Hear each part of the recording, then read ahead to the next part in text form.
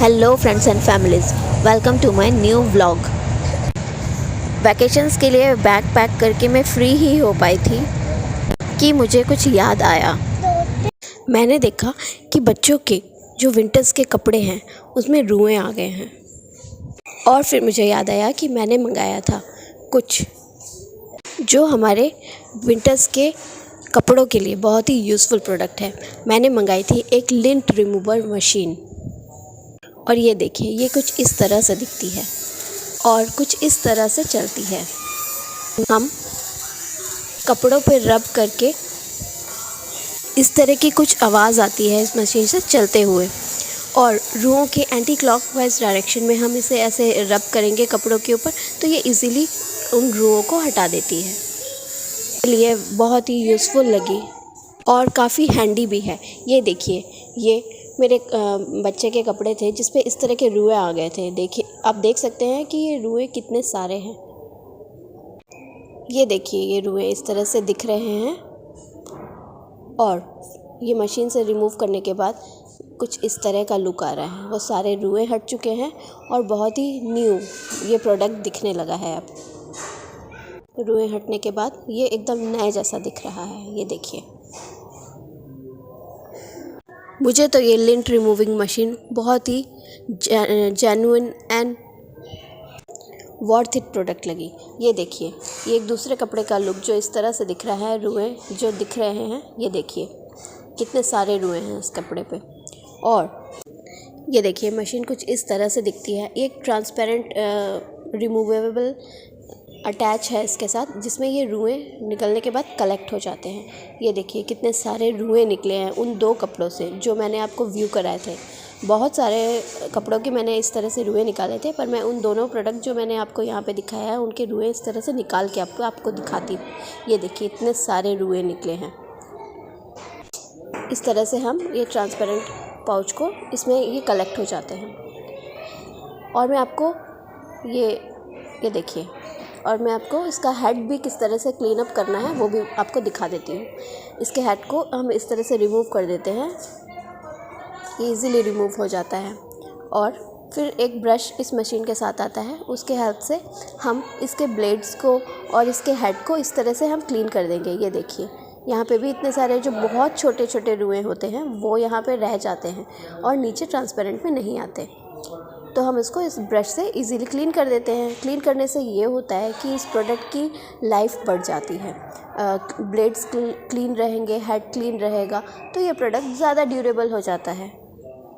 इस तरह से हम सारे रुएं निकाल देते हैं। ये देखिए, बहुत ही छोटे छोटे से रुएं हैं जो उसमें कलेक्ट नहीं हुए थे।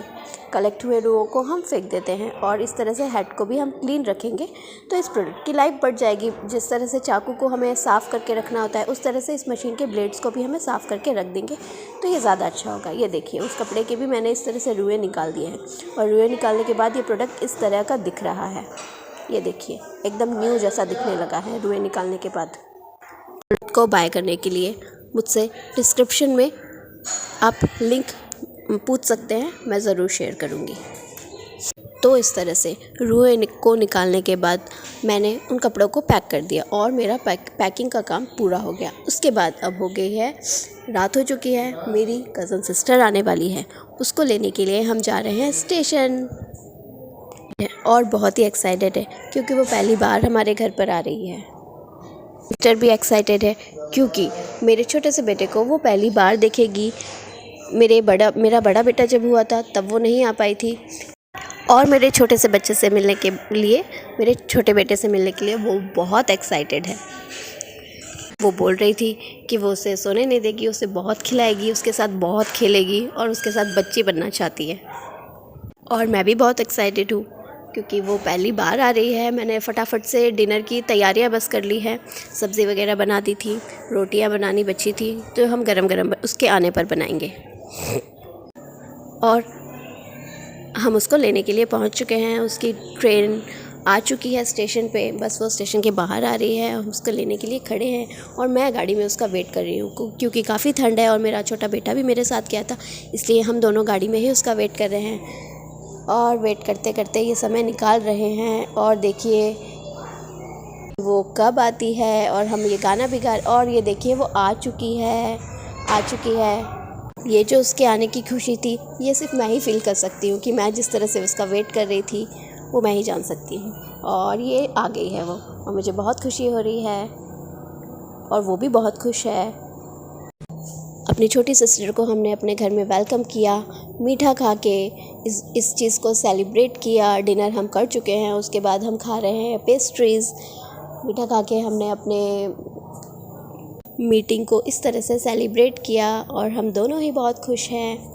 एक्चुअली कल हम उसके घर के लिए निकलेंगे, हम अपनी विंटर वेकेशन अपनी कज़न सिस्टर के घर में मनाएंगे। तो हम कहाँ जा रहे हैं ये जानने के लिए बने रहिए हमारे आने वाले व्लॉग्स में, और हमारे व्लॉग्स देखिए तो आपको पता चलेगा हाँ कि विंटर वेकेशंस के लिए हम कहाँ जा रहे हैं, कज़न सिस्टर का घर कहाँ पे है। एक्चुअली सिस्टर्स का साथ में होना ही, शादी के बाद साथ में होना ही एक सेलिब्रेशन से कम नहीं होता है।